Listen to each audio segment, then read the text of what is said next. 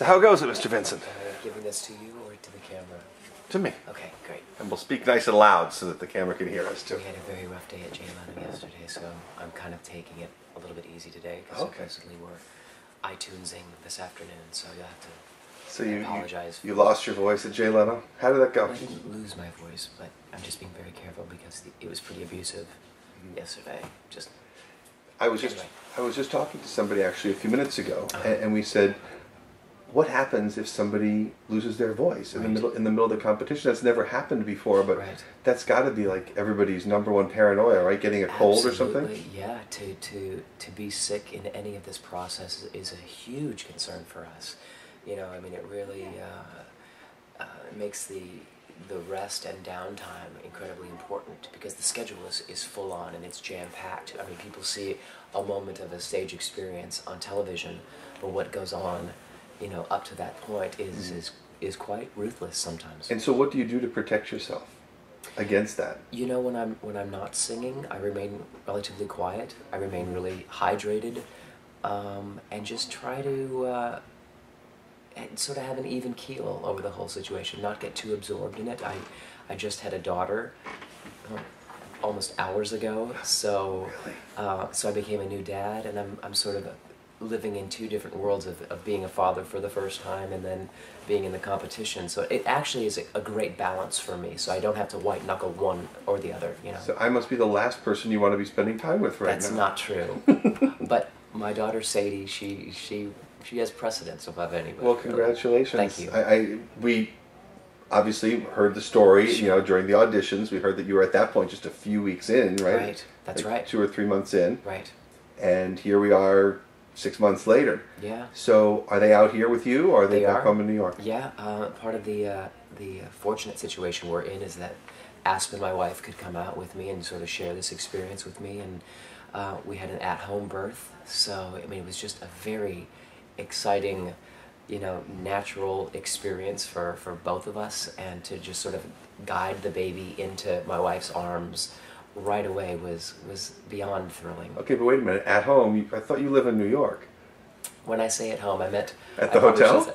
Well, I actually am able to live off campus because of the situation that I'm in. So we live just basically across the street from where everybody else is. I see. It's like rent a house or something. Yeah, short-term, like apartment living. Oh, sure. Sure. So, tell us about the baby. You know, my baby's name is Sadie Day Vincent, and she was born at 1:05 a.m. on the 3rd of April, and you know, it was a really long, painful labor for my wife, but so exciting to see this baby who just came out of we actually had a water birth, and to just come up from the water bright-eyed and ready and unaffected by the medicine that sometimes is used in hospitals to help labor and that sort of thing.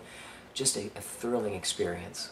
And you participated in the delivery as well? Oh, absolutely. Yeah, I mean, we basically did 2 months of classes together so that I could be her support structure during the entire labor period, and I was there to catch the baby and bring her up to Aspen's arms. It was amazing. Were you terrified that this was going to come like in the middle of a live performance show or something? Absolutely. You know, what actually is a huge blessing is that she actually showed up on her due date, which was, really? yeah. Which what are the odds of that? You know, I think that there are only 4% of women who actually give birth on their due date. Well, even a broken clock is right twice a day, right? Absolutely. That's terrific. So do you feel like a different person now? I mean, now that you're actually responsible for another human being in the world? You know, I don't know if I feel like a different person per se. I mean, obviously I have a new title, but we've been preparing for this for so long, it just seems like a natural progression. So, but that doesn't mean that the excitement isn't there. I've got two little girls. One's just a year old. I can tell you, you're going to have you have your hands full, and you're going to have a really fun time. Absolutely. I'm really looking forward to it. As well as on the show. Absolutely. As well as on the show. So let's talk about your journey to The Voice. First of all, you came up through the theater. Yes and no. A lot of what people don't know is actually I started as a recording artist before I even moved to New York. I had a major label deal with EMI and did 2 records that were pretty successful on radio. And when I moved to New York, theater was not on my radar at all. my goal was to pursue a much more mainstream rock and roll deal. And I had an opportunity to audition for a show called Rent, and that sort of sent me on this sort of pop rock theater trajectory, you know, and that's what I've been really A very blessed. uplifting show, that is. It's unbelievable. I mean, if that doesn't really touch your heart and give you sort of a foundation of what life is on Earth and what we need to be for one another, I don't. You have to be a pretty hard individual, I Now, think. as a struggling musician coming up, could you identify, you know, going through that show? Could you identify with the plight of some of those characters? And Absolutely. I mean, you know, that Roger Davis role is, you know, that guy who always has wanted to break out of his sort of, you know, current situation and be that creative guy, be that rock star. I mean, I put that in quotes because I don't necessarily know if that role really wanted to be a rock star as opposed to just a successful way that he could live and you know, allow his heart to be shown through his music. Mm-hmm. It's a very similar path that I've had. So, just to be clear, you don't want to turn your back on theater. No, absolutely not. I mean, it's my experience on Broadway and as well as London's West End has been a huge blessing. Right. I just have felt for a long time that I want to return back to being a singer-songwriter for a time period. I'll go back to Broadway, but I want to be able to make the right choices on why to go back and when I'm ready to go back. And what would be your ideal record to make?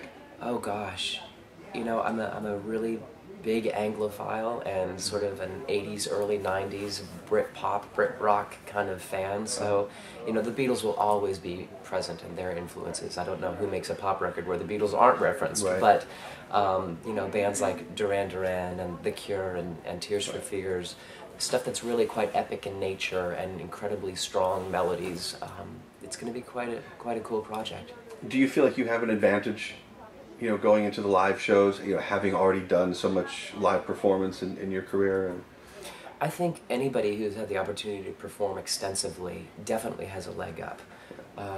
You know, you have the nerves, right? You have to deal with the nerves.